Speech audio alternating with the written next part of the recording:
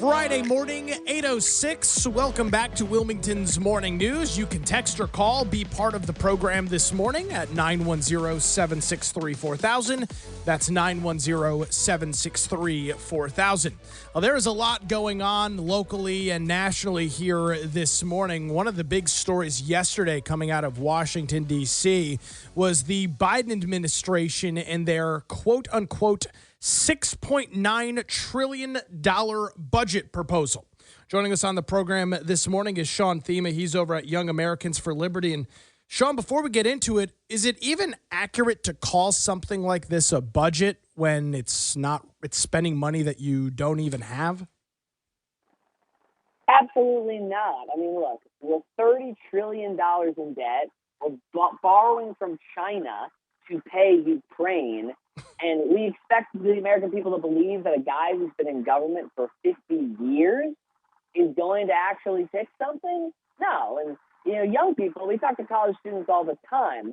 They don't trust Biden on the grounds alone of him pulling the bait and switch on the federal student loan forgiveness, and which I support. I do not support forgiving student loans, but a lot of folks, they thought they were going to get their debt canceled. It wasn't getting canceled.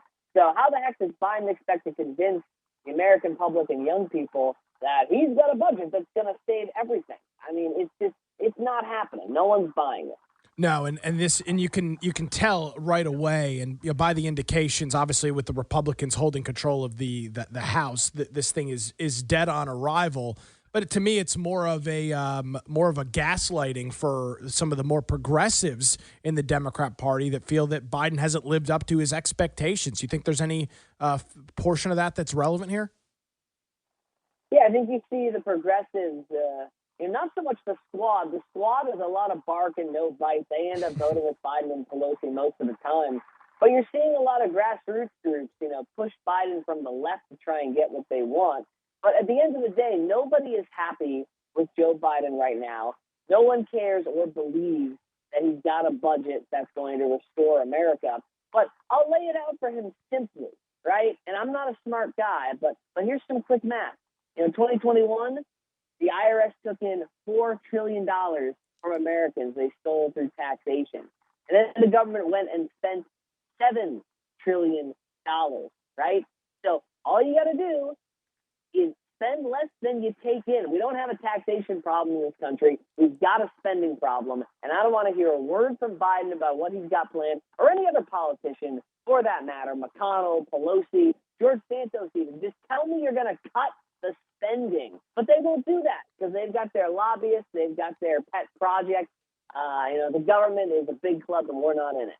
Sean Themea joining us this morning, and you make that as clear as it could be that, it's easy to sit here and beat up on the president this morning, and we will, but the Republicans are just as culpable in this. I saw Kevin McCarthy was on Kudlow's program yesterday on the Fox Business Network, and it's a lot of great talk, but you're spot on, Sean. I mean, you and I have budgets. That's how we live our lives. We spend less than we make every month or every week, depending on when our paychecks come in. Yet nobody within the federal government seems to comprehend that concept at all, Republicans and Democrats alike. Absolutely. You look at 2016 through 2018, Republicans in complete control of all three chambers, the House, the Senate, executive branch. We got a tax cut out of it for some Americans, but the spending still increased, right? The debt still went through the roof, and that's on Trump's hands, right? And he's going to have to run and explain why he didn't cut the spending. And every, commentator and Republican who has principles should be challenging him on that and demanding answers. Yeah, politicians are addicted to spending our money. And until folks realize that and challenge it, it's going to keep happening. To me, this would be a monumental occasion for Kevin McCarthy and some of the more fiscally conservative members of the House to put forward, and it doesn't need to be a full budget, but put forward some plans to actually look at reducing spending. I guess I'm hopeful that maybe it's going to happen, but I don't know. I don't know that I'd bet any money on it at this point. Yeah, look, politicians want three things. They want to get elected, reelected, and elected to higher office. And you know what's deeply unpopular and, it translates into pain when you try to explain it to voters usually is cutting spending because people are used to the entitlements they have. They're used to this concept of, oh, well, we can't cut things. What we need are Republicans who can make strong, honest, emotional arguments about why we need to cut the spending. And just to start, right, it's not fair to spend money that you don't have and to steal from other people, rob Peter to pay Paul, right? Maybe they could start there. And also, the reality is, we're in trouble.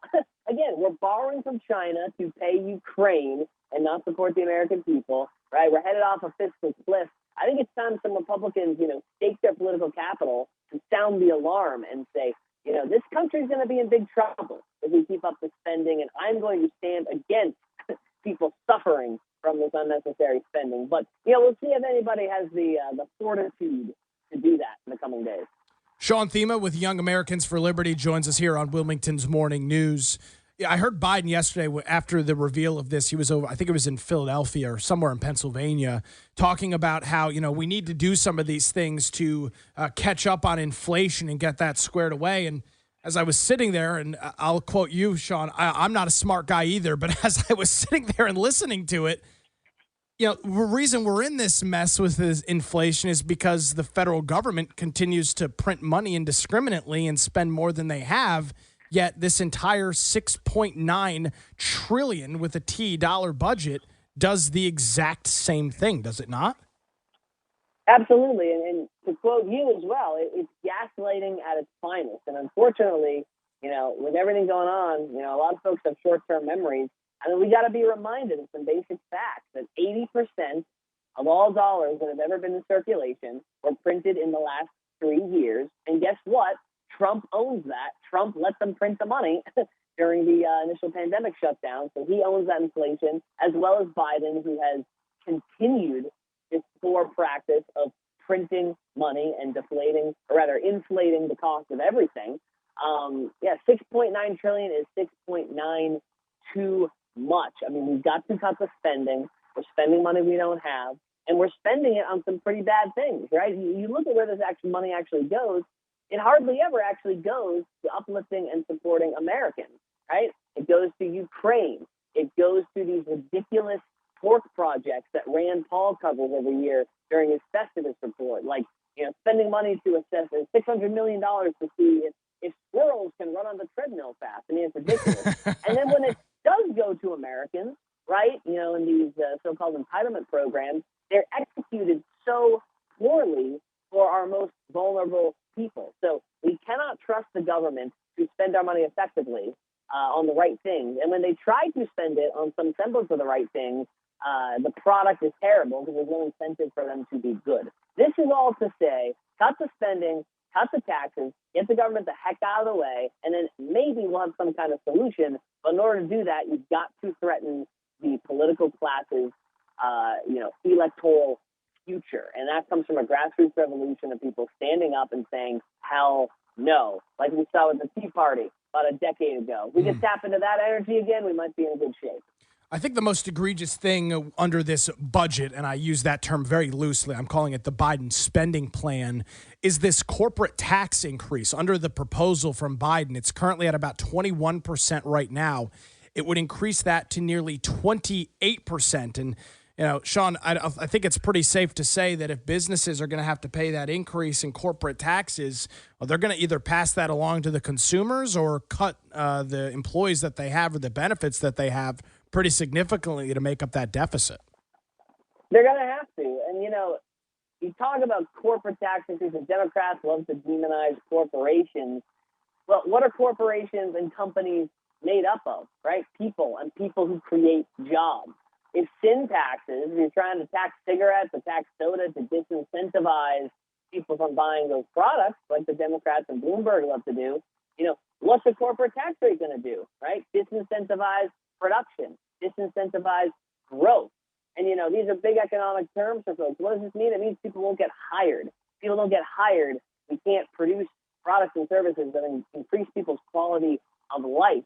You don't have that. You have more people suffering. You have more people not able to pay rent. You have fewer services. You have fewer products in the grocery store, right? So these ideas have consequences. And so, again, they took in $4 trillion in 2021, Joe Biden's IRS did. That's a lot of money. You can do a lot with that. Let's get someone who can actually spend it appropriately and spend less, too. So I'm all for not raising the corporate tax. The Democrat base, unfortunately, just doesn't understand it's a bad idea. Yeah, exactly. The eat the rich, tax the wealthy. That's kind of their MO. The reality of that is that once goods go up by a couple of dollars at the grocery store, it's the individuals that are on the lowest end of the socioeconomic system that get stiffed with that bill. And we're seeing that right now with the cost of goods and services all across our entire economy.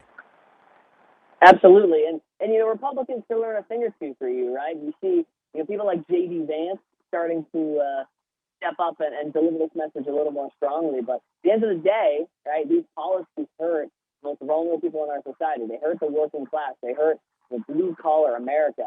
And maybe we can make our case to this country better. And these people in D.C., if they want to be a little smarter, they can make the case that, look, you increase these taxes, it hurts the poor. It hurts the most vulnerable. Because you look at the data, and it's true. You pass the cost on to the consumer. People are paying more at the pump. People are paying more at the rent. People are paying more at the grocery store.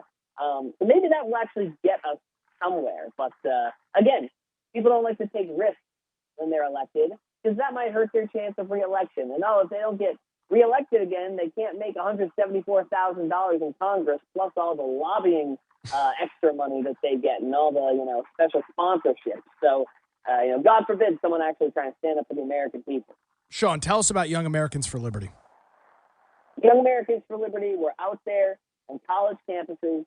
We're not only reaching students and waking them up to the basic ideas of liberty and limited government, but we are taking those students and we are training them on how to be as effective as the left in terms of grassroots pressure, political activism. That looks like challenging college campuses to drop their COVID vaccine mandates, to drop their bans on self-defense, to challenge these crazy woke free speech policies that they have. It also looks like training students on how to put pressure on their state legislators, right? There's a reason that constitutional carry passed in so many states the last couple of years. There's a reason school choice is passing in so many states this year. And it's in part to Yale students getting out there, knocking on doors, calling voters and saying, hey, you need to put the pressure on your legislator to vote correctly. So training students on how to activate the voter base, how to put pressure on their college administrators, and how to be as effective as the left when it comes to getting the change we want to see in the world. Sean Themea with Young Americans for Liberty joining us this morning. Sean, thanks for the time. Look forward to catching up with you again real soon. Thanks for having me. Always my pleasure. Sean Themea here from Young Americans for Liberty.